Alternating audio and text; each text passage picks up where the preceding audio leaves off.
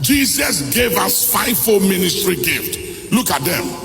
Apostles, and some prophets, plural. Some evangelists, plural. And some pastors, plural. And teachers, plural. Now look at the reason why he gave them to us. Verse 12. For the perfecting of the saints. For the perfecting of the saints.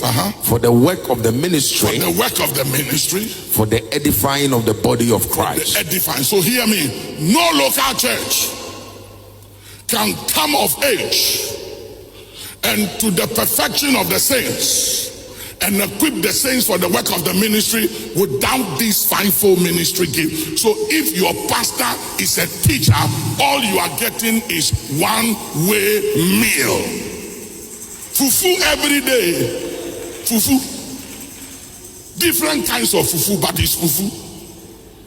And if your pastor is an evangelist, all you are getting is revival. You are always being revived.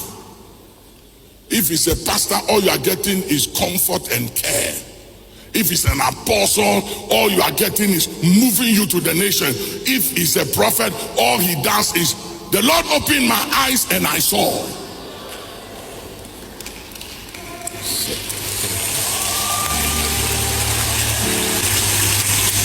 So me, I have issues with pastors and leaders of churches who nobody preaches in their pulpit.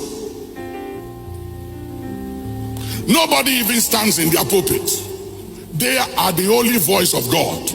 They are apostles, prophet, teacher, evangelist, and pastor. They are fivefold ministry in one. And I've heard people say that, and I just look at you and I just ignore you. Ignorance. Don't own a church. When people say, well, my members, you don't have members. Nobody is our member. They are the flock of God. They are the redeemed of the Lord.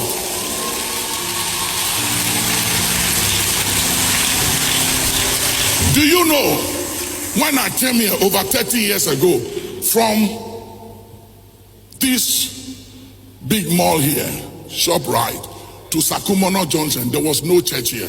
Do you know how many charismatic churches we have on the Spintex Road? Over 600. East Legon, over 500. Everyone, when you go, you see a member of Action there. You see my converts there. Somebody called me the other day and say, Papa, Ochunin, what is this Ochunin? Hey, Papa, you've worked too. And I said, what is the problem? He said, Papa, everywhere I go, I meet Action members there. And they are all in leadership. She said, I went somewhere outside London and I met Action members there in leadership. Then he said, I went to Brooklyn Temple in New York. The usher was from Action. The guy playing the organ was from Action. He said, Papa, your people are everywhere. And I said, right now is not the time to talk. But when the master comes, then we will know who went. Are you hearing me, somebody? Yeah. I don't fight and I don't argue. You have no idea how many people have divided this church.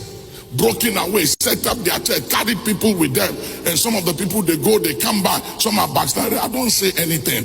You know why? Because there are more fishes in the sea than what has been taken out. Are you hearing me? So I tell my bishop, instead of worrying about those who have gone, let's go fishing. Let's go fishing. As long as they are in the Lord, it's fine. But you see the danger, let me tell you, I've seen some interesting thing. And if God plants you in this house, make sure you don't uproot yourself. Because I've seen people who were planted in this house.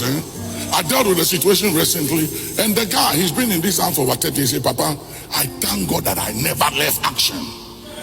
That's what he told me. And I said, why? He said, Papa, if I had left Action, I would have been dead.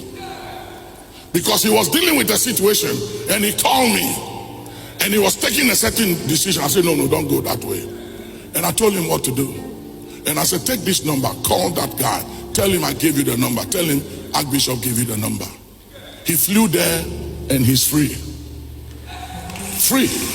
Cancer free. And he said, Papa, I thank God for you. Because, and you see, God knows why he put you in some places. God knows why you are here. You may not understand, But the day will come when you will understand why you are here.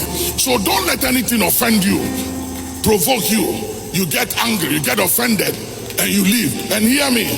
Don't say, me, I came to church, I want peace, and all these church people, look at how church people are. You are also like church people. Do kadaya. You are also like them. Satan also goes to church. And the place that he comes to drive you out is the church. Because he knows this is where your protection is. So if he can cause you to be hurt and offended and leave the church, he has the advantage.